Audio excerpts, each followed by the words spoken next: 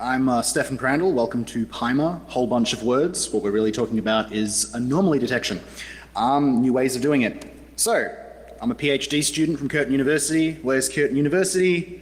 All the way over where that arrow is pointing in Perth, Australia. So it's been a bit of a flight to get out here, I'll put it that way. I work on network security detection with my research team. We've got from Curtin University's Department of Computing, Associate Professor Mihai Lazarescu, Dr. Duxon Pham, Dr. Seating So, and from Oklahoma State University, we have Professor Subhash Kak. Now that I've mentioned them, we can get into this. So, denial of service attacks. They suck. They're very easy to use, they're very simple, they're very effective. Basically anyone can start them these days.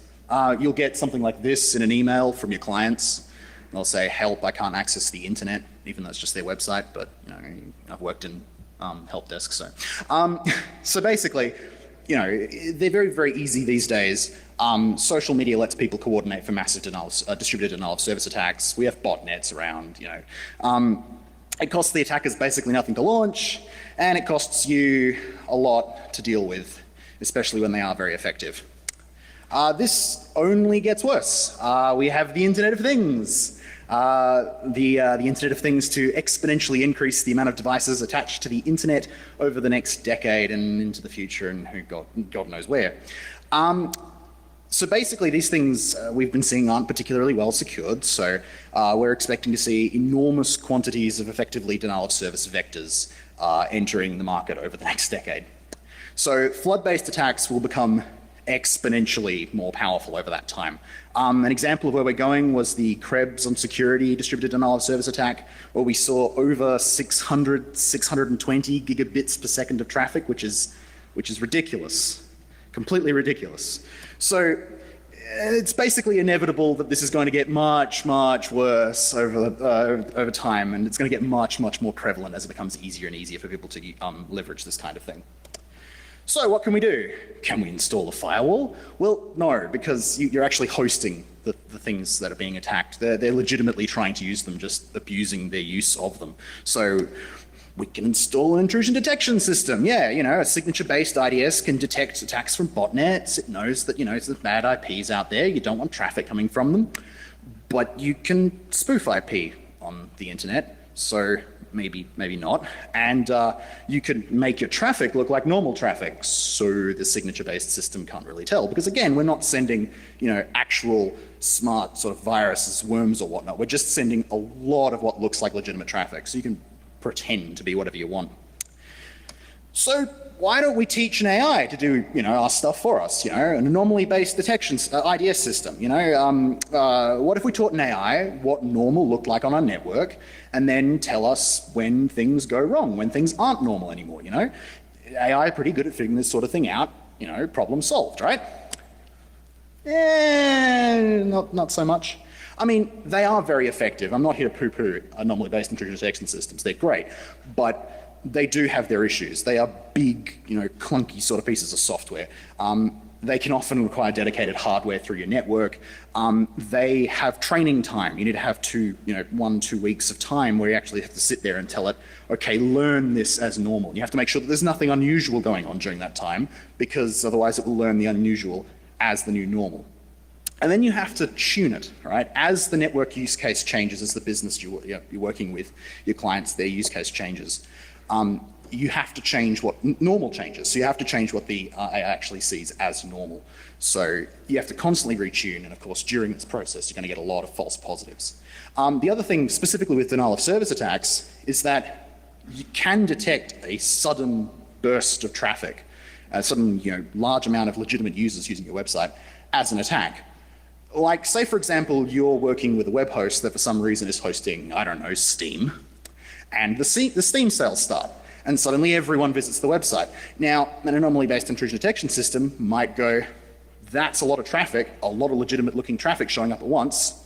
Yeah, it looks like an attack.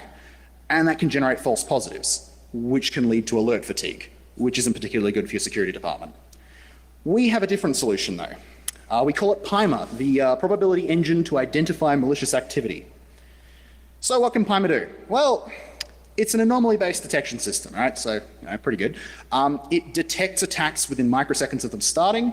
It's accurate, doesn't have that problem where if you send a whole bunch of legitimate traffic, it confuses that with an actual denial of service attack. It knows the difference between them. It uses only metadata. All right, so you can actually do this without having to decrypt or do any sort of deep packet inspection with the traffic you're working with, which is great for privacy sort of things. And it doesn't require learning before it starts working. So it's basically plug and play. But how is that possible? How can it possibly know what normal is before we get there? Well, we use these things called, these are numeric patterns called power law probability distributions, which I'm liable to shorten to power laws during this talk, which isn't mathematically accurate. So if you're a mathematician out there, I'm very, very sorry. So anyway, power law probability distributions, power laws, they're these artifacts of natural number distributions and statistics. So anything, natural number, bell curve shaped sort of thing. If a process generating numbers is statistically natural, then numbers that are generated or descriptive of it tend to fulfill these sorts of power law distributions. So power laws like this are very interesting. They show up in all sorts of weird places. There's some really good videos. There's a Vsauce video you should definitely check out if you're interested in this sort of thing. So what do we have? We've got this is the big granddaddy of them, the Pareto distribution. It was developed originally to explain the distribution of wealth in Italy. Basically, it's also really talked about as the Pareto principle, the 80-20 principle. 80% of the wealth resides in 20% of the holders. 80% of the attacks go to 20% of your endpoints. 80% of your hard drive failures come from 20% of the hard drives. This shows up in all sorts of weird places. Now, it's great and it's very, very generally applicable, but it is a continuous distribution, which means lots of floating point calculations, and no one likes floating point calculations. They take too long.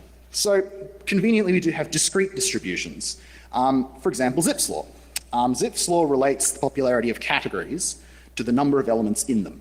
In its basic example, in any given book, if we rank words by the amount of times they appear, the second most popular word will appear about a half as much as the first one, and the third most popular appears about a third as much as the first one, fourth, a quarter of the first, and so on and so forth. This has been determined to work with any book in any language, which is pretty cool. It also works with other things like city populations. The most populous cities do the same sort of thing. Species distribution over a certain area. So you give a given area, you check the number of each type of species. Game or movie popularity in a group of people. Twitter followers, and so on and so forth. It goes on forever. Anytime you can count a thing that is generated by a natural statistical process, Zipf's law comes into application, and we're not entirely sure why. All we know is that it does.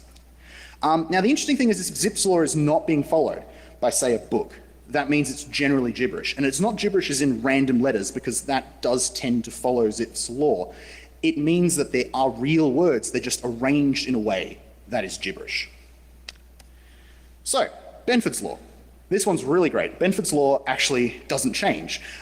For numbers, right, so it's interested in numbers, not categories, numbers generated by a natural process that are large enough, so they have to be the ability to be several orders of magnitude in size. That just means they have to be several orders of magnitude in size. So the probability that the first digit of that number that comes out of that process is 1 is about 30%. Right? Not 1 on 9 as you'd expect from a completely flatly random sort of process. Right? If you did this with, say, a pseudo-random number generator, you'd expect to see 1 on 9 for each of those digits. You don't see that in natural situations. The distribution is completely static. Regardless of which situation you apply it to, it is always going to be the same numbers. So you can actually hard code the thing, which is really, really cool. So really great for computation purposes. Now, it has been used for detection of anomalies before. It's actually been used in fraud detection in finances and the banking sector for years, because financial transactions are a natural process, and financial transactions follow Benford's law. So when it's not, you know that someone's done something a bit shifty with their finances, so you can detect fraud that way. So why is this interesting? Well, it turns out that network traffic is a natural process, for whatever reason, somehow. Numbers extracted from and descriptive of network traffic follow these power law distributions. Specifically, whole packet length follows Zipf's law. The time between packet arrivals, inter-arrival times, follows Benford's law. Now, interestingly, both of those things that I just mentioned can be ripped out from packet headers. So you don't need anything more than that. You can just turn on TCP dump and away you go. When a denial of service attack happens, as we found out, the network stops being natural. And you end up with something like this. This is from a test network where we had multiple users actively using the network and one user who was trying to stop them. So that was pretty fun. There are 10 distinct DOS attacks here, each one starting and then stopping before the next one. Mostly we did that because we didn't actually want to break the network while we were capturing data off it. And, denial of service attacks, that became pretty damaging. Now, these data points, each data point on these graphs, actually shows up every few microseconds. So it's very, very fast. This system can actually determine when an attack is started and stopped, almost as it happens. And the reason why is this. The top graph here is normal traffic, what you'd expect to see normally. It's not perfect, but it's fairly close. And the bottom is a flood denial of service attack. All right? Denial of service attacks fundamentally change how your network works and change the process that's generating the traffic, right? This is incredibly difficult to fool. If you want to do this properly, if you want to hide this, you have to regenerate the original distribution. And that makes it basically impossible to do without breaking your attack. Now, explanation of why. There's an example back home in Australia, the March of the Red Crabs on Christmas Island. Each year, the red crabs on Christmas Island march across the island to the ocean to breed, right? They're land-dwelling crab species. There's thousands and thousands and thousands of them. Power laws apply to species over a certain area. So when the March of the Crabs happens, you end up with Zipf's law being broken in this case. There are far too many crabs in a small area. It completely overwhelms the distribution and breaks it. In order for you to return the power laws back to working again, you would have to spread out the crabs so far apart that they'd basically be where you'd expect them to be. And at that point, are the crabs really having their year-long march, their once-in-a-year march? Is there really an event going on anymore? Because they're sort of where they would usually be at any other time of the year. So that's really what's going on, is that breaking power laws is fundamental to both the march of the red crabs and DOS, DDoS attacks, right? It is a feature of those attacks. So you can't do the attack very easily anyway, it's extremely difficult, without breaking these laws. Even if you time your attacks properly, you're still interacting with a gestalt of all of the traffic on that network. So it's incredibly difficult to manage to perform this attack without breaking these laws. So the fact that this is something you can hard code and then chuck a static threshold on makes this process really, really powerful for what you have to do. But wait, there's more. We can use these things as an intrusion detection system in general. Power laws are great at telling when a process is altered. All right, so attacks alter a network. That means we can detect them. What we have seen in our research is that Nmap and brute force style overflow attacks can be detected. Example is an NGINX buffer overflow attack. We can detect that. But we're doing it very crudely using thresholds. You could make this a lot smarter by strapping traditional detection techniques on top of it. So you could build, say, a signature-based detection system, because again, you don't have to now tell it what normal looks like. You know what normal for any given network looks like. You just have to tell it what each attack looks like, different to the normal distribution that you're looking at. So you could just build signatures for your anomaly detection system. So you now have an anomaly detection system sort of power level with signature-based detection system deployment, which is pretty cool. Speaking of detecting altered processes though, users are a natural process, because they're human, right? Language is a natural process, finance is a natural process. Humans just do things naturally. We're natural, we're from the natural world. So you can create unique profiles of users based on error from power laws. Not necessarily that they follow the power laws, but that their process is unique in what the error from the power laws is. So when the user changes, that profile you've generated changes as well, because now you've got a different process generating the information. We've seen this done in other research with key press latency timing, so the time between each key press. That follows Zipf's law, so you can actually check when a human's not using a computer, and also when a human, when any given human is actually using a computer. It also works with Benford's law, even though Benford's law does not come anywhere near with complying with that distribution. It doesn't follow Benford's law at all. But the error from it can be used to determine when a user has changed. Now this can be, this can theoretically be extended to anything a user has access to. So command usage, network usage. I mean, if a human's interacting with it, it's more likely than not going to be affected by natural processes. And even if it's not, again, because the human is the process generating it, you can detect when that process changes. So you can combine this with other analysis to start giving you an idea of how an attack is moving through your network. So you can sort of say, this user's been changed. I know this machine's been breached, so I know which account they got onto, where, this sort of thing going on. And again, this is minimal setup, minimal resource usage, and it's fast. So how do you use any of this? Well, PEIMA consists really of some power law-based analysis tools plugged into a decision system that can then take action. So like a normal IDS or IPS, right? Well, no. The sensors can be really, really lightweight. So for example, in our prototype, we've actually got TCP dump as one of our sensors. So you can basically run it on the same machine as the decision mechanism. All we need are the metadata from the packets. All we need is packet headers. So it's really, really lightweight and fast. So the detection mechanism can just consist of a law that is hard-coded with a threshold that is hard-coded. So it's all integer math, so it's really, really fast and lightweight.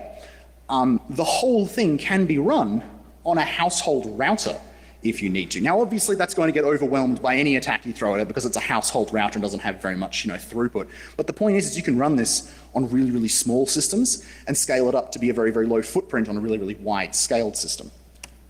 So how can you actually use this? Well, the first thing you want to do is you want to find some metadata. You want to find some data you can use. Now, in terms of research, we don't know where this all goes. We don't know how much or what things, like the complete listing of all things that apply to these laws. So experimentation is really handy here. But we do know that network traffic and users are natural processes. So if you find something that's related to them, you're likely on the right route.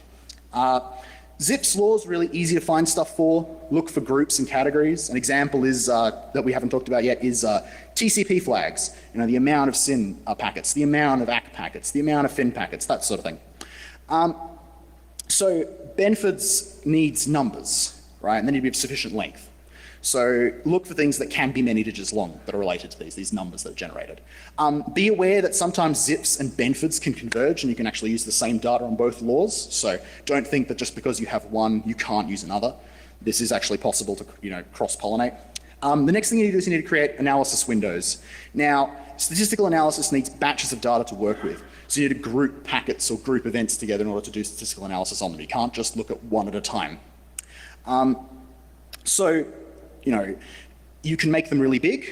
You can detect really slow sort of long-term events happening in that case, but your sensitivity does decrease in that case. If you make them small, your sensitivity does go up, but you start losing your big events. And if you go too small, you start having breakdown your statistical analysis anyway. So it's okay to go big. You've got to be careful with going too small. In research, the best size we can tell is about 1,000 events, or 1,000 packets each. But that's really based on some guesses and a sensitivity analysis. So really, again, experimentation with your specific usage is a good idea. So then you analyze your windows, your respective power laws. You want to do something like a goodness of fit test. This is really, it sounds more complicated than it is. Really what you can do is you can take the differences between what you expect to see and what you've currently got, square all of those differences and add them all together, and that number tells you how far away you are from what you're supposed to be on. It's really, really simple, very, very fast. So then you pump those numbers into a decision mechanism, and that can be a threshold, a single number that if you go above, something bad's happening. That can be a signature-based system. That can even be a neural network you've thrown together. So then you want to, then you can also have that do things like alerting staff or taking direct measures or changing firewall settings or, so what have you. So a small example, you have PEIMA running on a gateway. It looks at the inter-arrival times on Benford's law. So it grabs packets, checks how far apart they were, checks that against Benford's law. It's got a hard-coded law in there. It's got a hard-coded threshold. Anything goes above, it configures IP tables to silently drop those packets. You've now got silent denial of service mitigation on that gateway.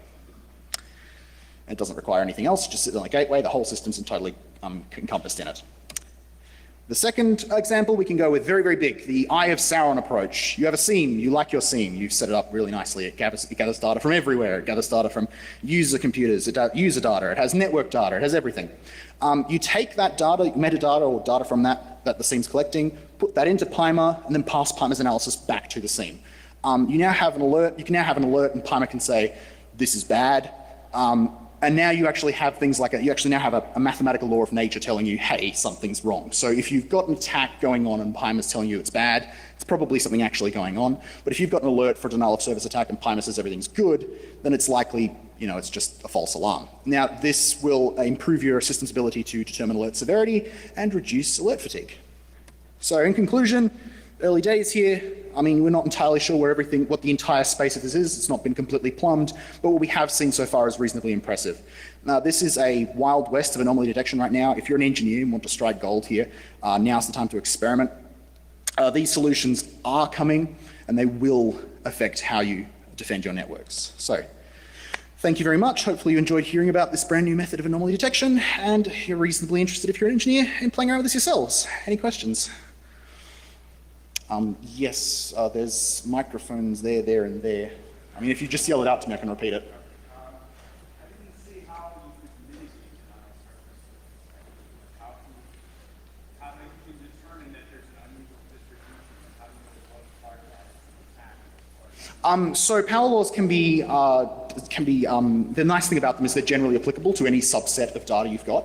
So if you go, there's an attack going on, you can split up by endpoints, and you can go, the attack is going here and it's coming from here. Can you determine between, spoofed addresses and non-spoofed addresses that way? Not really, but at the very least, you can have something that turns around and says, I know it's this IP address, I'm going to blacklist it for a little bit.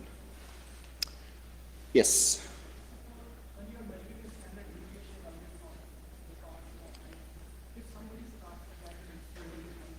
Yep. So determining difference, the standard deviation from our attacks, the sort of error from what we expect, if it's built up slowly, won't we not be able to detect it? Well, that's the difference. This uses a solid law. That never changes. It never has to. That's always the same, right? We don't have to shift an average. We don't have to create an average. We know everything should be following Benford's law, for example. So if they start building up an attack slowly and, they start an attack slowly and build it up, at some point it will reach a point where it is so far from Benford's law that we'll be able to go, well, there's an attack there now. So unlike, having to build a, distribution, and then work with it all the way through, you can just work with these solid ones that we've got, and you can just work with that and it doesn't have to change. Hi, I have a question. Can you go back to example one? Oh, example one, sure. And do you mind describing a bit more what exactly you use to apply the power law? Okay, cool. So what we're doing is we grab the, you'd grab your packet headers, right? You don't have to grab very much out of them. You grab your packet headers, you figure out how far apart each one of them are. So how many microseconds have elapsed since the last one hit. You take on a specific flow or across all? No, it's across everything. This can work with any subset of data, right? You can use flows. You can also just use gestalt data directly out of the network interface. It does not matter. It applies to everything. So you're measuring time between when two packets arrive? Yep. And obviously that time will decrease as number of requests goes up, right? Yep. And what's the difference between your approach to just count the number of requests? Because if you count number of requests and you're looking at normal traffic hitting you, that number will still be high. So you can turn around and say that that's actually an attack. In this case, the difference is that we are, because we're using the power laws, the number of requests aren't important. It can be a massive number of requests, but because they're split nicely following these power laws, even in a small way, we can determine that there's actually a difference between legitimate traffic and scripted, attack traffic. But when you have increasing requests, your average time between two packets will decrease, which means it will break. Yes, but it doesn't decrease in the same way that an attack does. One is inherently artificial. Okay, thank you. Thank you all for your interest in this topic. If we have additional questions, we'll be going to the speaker wrap room, and you can actually follow us there and continue your questions in that room. So I encourage you to please follow us to the speaker room if you have additional questions from this point. Thank you very much for coming.